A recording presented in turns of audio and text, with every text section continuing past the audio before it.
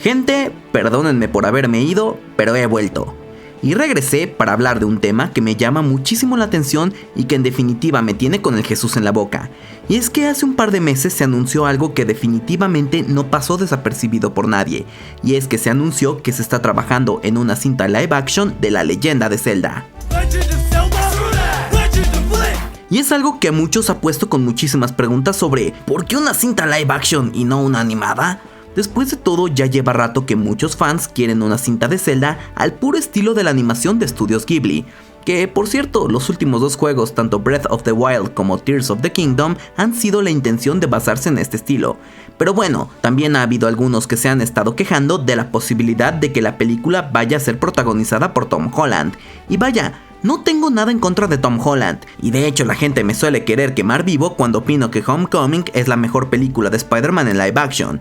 Pero vamos, Sony es una compañía grande, no creo que vayan a agarrar una franquicia tan querida de videojuegos y le vayan a dar un protagónico que nada tiene que ver físicamente con Tom Holland solo por su popularidad. Espera, oh mierda. Pero quitando todo esto a un lado, creo que hay varias cosas que repasar de toda esta noticia y que al final de cuentas pueden ser puntos a favor y puntos en contra sobre esta futura película. De hecho, curiosamente uno de los puntos que tengo en contra es algo que muchos consideran a favor, y en serio creo que es necesario verlo con un ojo crítico. Y sin más que decir, comencemos con este tema. Lo bueno. Para empezar, quiero aclarar que le tengo un gran cariño a esta franquicia de Zelda. Incluso el cómo suenan los subtemas de este canal es el sonido que anuncia el tiempo de Majora's Mask. Por eso me sorprende esta decisión, y realmente si hay una cosa positiva que podamos hablar de todo esto, y es que Nintendo es muy agresivo y celoso con sus propiedades. Tal vez demasiado celoso. Sin embargo, aunque esto puede parecer como algo negativo, tenemos que admitir que tienen una importante razón de peso de por qué tienen esta filosofía. Para los que no lo sepan, Nintendo en sus inicios con los videojuegos sí prestaba sus licencias, por eso existen series de Mario y de Zelda viejitas. Incluso Miyamoto en una entrevista declaró esto mismo sobre sus propiedades, que tienen mucha cautela con lo que hacen. Bueno, yo realmente creo que son exagerados, esto sí ya es demasiado. Pero con respecto a hacer materiales audiovisuales, tienen razones para ser así.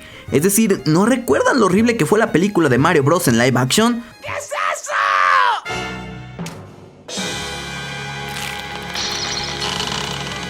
Pero parece que en los últimos años Nintendo ha decidido hacer más con sus licencias que solo videojuegos. Por eso hemos tenido cosas desde merchandising o incluso con cadenas como McDonald's.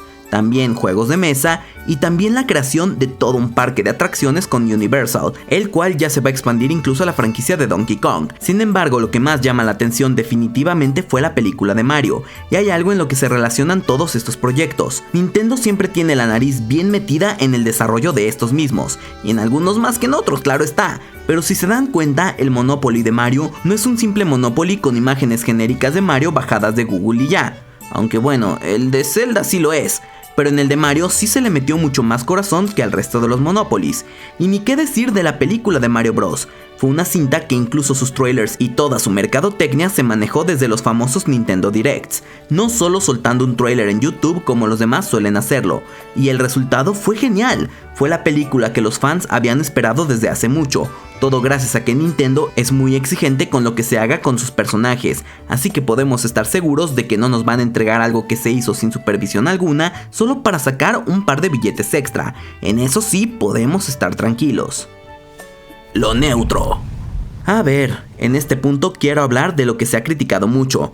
Para empezar, que sea live action. En serio, gente. A estas alturas, entre lo que pasó con el rediseño de Sonic y con otras películas que ya se han estrenado, agregado a la supervisión que Nintendo le dará a la cinta, el apartado gráfico no me preocupa tanto. Sigue siendo algo que se puede arruinar muy fácilmente, claro, pero seguro es algo que van a tener bien controlado. Quiero creer, claro, pero también se habla mucho de Sony y del mismo director Wes Ball. Seamos sinceros, es muy fácil decir que algo será un fiasco en una película basándote solo en que viene de Sony, porque muchos dicen, ¡ay, es quienes hicieron la película de Morbius!, solo por poner un ejemplo claro. Sin embargo, una misma productora tiene demasiados engranes que pueden a veces producir obras de alta calidad y también obras de baja calidad. Un buen ejemplo lo tenemos con la misma Sony, quien, al menos en el caso de la animación, un año nos presentaron una de las peores cintas animadas que se han lanzado en los últimos años, es decir, Emoji Movie. Y en serio, es muy difícil que yo a algo le diga directamente malo, pero esta película sí cuenta con el plot de véndele a la audiencia lo que está de moda con el más mínimo esfuerzo.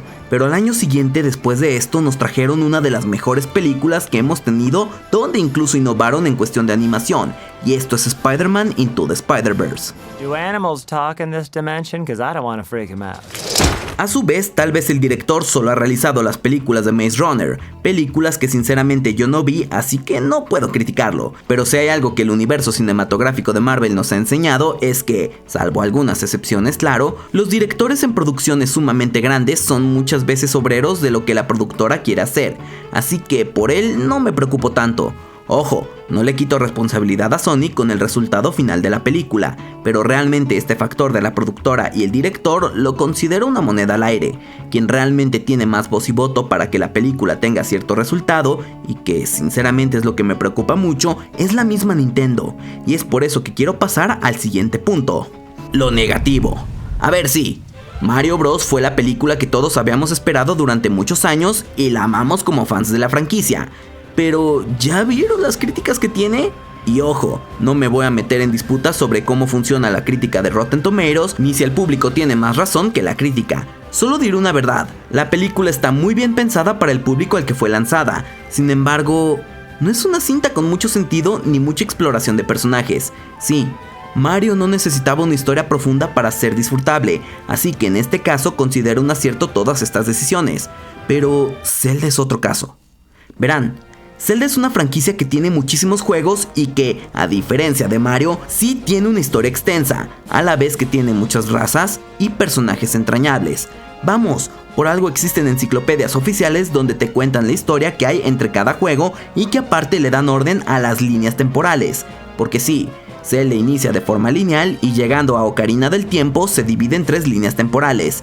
Y para hacer más complejo todo aún, cada juego tiene a Zeldas, Links y Ganondorfs diferentes, porque entre cada juego pasan siglos y cada personaje son reencarnaciones, por decirlo de alguna manera. ¿Se dan cuenta dónde voy con todo esto? Mario, salvo los juegos RPG, no tienen en sí ninguna historia salvo que Bowser llega, secuestra a la princesa y Mario tiene que salvarla. Un par de cositas incluidas, pero eso es básicamente la premisa. Incluso dentro de su mismo mundo, muchas cosas no tienen sentido y están hechas solo para ser divertido jugarlos. Por eso es que una historia simplona sin mucho sentido le queda a la perfección. En cambio, si con Zelda se van por esta línea... dejen de lado que muchos fans se van a sentir molestos. Simplemente no va a ser una película digna del nombre que le están poniendo. Sería una historia de fantasía genérica que podrá llevar cualquier nombre y que le ponen el título de Zelda solo por vender. Entonces, de pura partida, es algo difícil el considerar todo el lore para hacerle justicia al título, pero que a la vez tenga sentido dentro de la película para que cualquiera que jamás haya tocado un solo juego pueda entender y disfrutar la película. Pero es que aparte se presenta otro problema más. Link no tiene personalidad y está hecho de esta forma a propósito justamente porque la idea es que cada jugador se pueda plasmar en el videojuego como si él mismo fuera Link. Por eso realmente Link no es el nombre real del personaje. En cada juego, salvo en los últimos 2, tú le puedes poner el nombre que quieras al personaje. Link realmente viene de la palabra enlace, ya que el personaje literalmente se convierte en el enlace entre tú y el juego. Y la única vez que se ha intentado darle una personalidad a Link en la pantalla chica, pues resultó en un fiasco total. ¡Tada! Saved your life again. Kiss me. Look out! Entonces, aparte de plasmar el lore de forma entendible, debes de darle una personalidad a un personaje que de origen no la tiene y que tenga sentido y sea entrañable. Pero por si aparte fuera poco, estamos hablando de que adaptar un videojuego a una película no es cualquier cosa. Podrá parecer fácil a simple vista, pero pueden creerme, no lo es. No es lo mismo público que usuario. Y el mejor ejemplo siempre vendrá del género de terror. Mientras en una película estás casi riéndote del personaje diciendo ¡ay, cómo abres la puerta! O ve, hay un asesino atrás. Pero cuando estás jugando, eres tú el que decide si abrir la puerta o no y bajo qué condiciones. La experiencia es muy diferente y se debe de adaptar de formas muy diferentes. Por eso es tan difícil adaptar un juego a la pantalla. Y sí, hay productos que desde que estaban en el juego ya parecían películas por sí solas. Por eso la adaptación de The Last of Us funcionó tan bien, porque el juego es casi una película que tiene gameplay como premio, pero su fuerte era la historia.